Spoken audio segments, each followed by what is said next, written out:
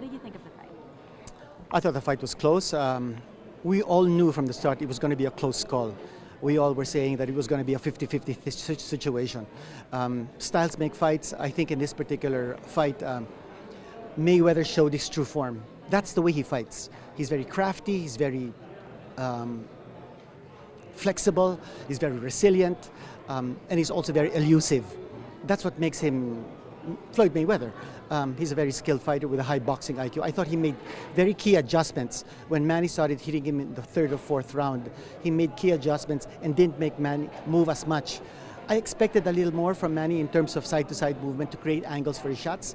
I didn't see that, but that's the reason why it was close.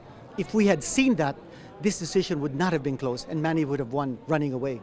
But I thought since Manny didn't do enough, I thought in terms of being able to find the right angles and moving side to side, I thought he showed much more aggressiveness. You have to give credit to a boxer who wants to fight. When you're a fan or if you're a judge, when you watch a boxing match, you want to award the decision to the fighter who wants to fight, not the fighter who wants to run. Defense doesn't win you boxing matches, and it's a travesty. I think in this kind of situation, you're rewarding a defensive fighter who ran. Granted that Manny had a very low hitting percentage because Mayweather was all over the place running around. You have to give him credit for trying to make a fight out of it. That's what boxing is all about. You want to be able to make a fight of it. You don't want to run. Still, I thought Manny could have done a lot more in this fight. I still gave it to Manny because of his aggressiveness and because of the fact that Mayweather was just laying back and moving around. You don't win boxing matches that way. So you don't agree with the decision? I do not agree with the decision. I felt that the 118-110 score was just completely out of this world. I was completely flabbergasted. Dave Moretti should have known better than turning out a scorecard like that. Okay. Do you think a rematch would be worth it? You know, it all depends whether there's a public clamor for it.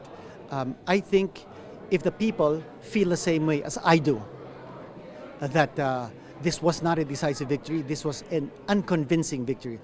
And I think judging from the reaction of the crowd, I don't think people were totally convinced that the better man won. It wasn't a convincing victory. It wasn't a decisive victory.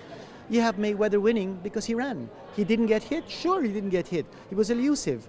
But did he do enough offense to be able to merit getting points for this fight? I don't think so.